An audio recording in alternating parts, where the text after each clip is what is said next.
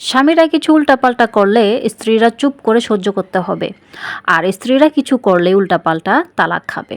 মিজানুর রহমান আজহারী হুজুরের এরকম বক্তব্যটাই মনে হয় আমি শুনছিলাম। আপনার সাথে আমি একমত না। তিনি বলতেছেন যে ছেলেরা 4টা বিয়ে করা ফরজ আর মেয়েদের একটা বিয়ে করা ফরজ।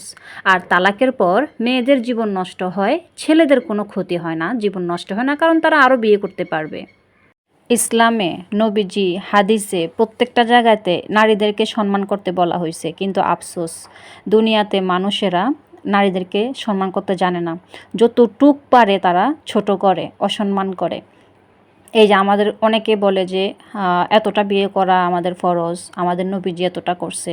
আরে নবীর মতো, আমাদের নবীজির মতো পৃথিবীর কেউ কখনো হতে পারবে না, কখনো না। তো নবীজির সাথে তুলনা করে বিয়ের দোহাই দেয় পুরুষরা। লজ্জা রাখা উচিত, লজ্জা রাখা উচিত আমাদের নবীজির সাথে মিলাইয়া, তাল মিলাইয়া কথা বলাটা।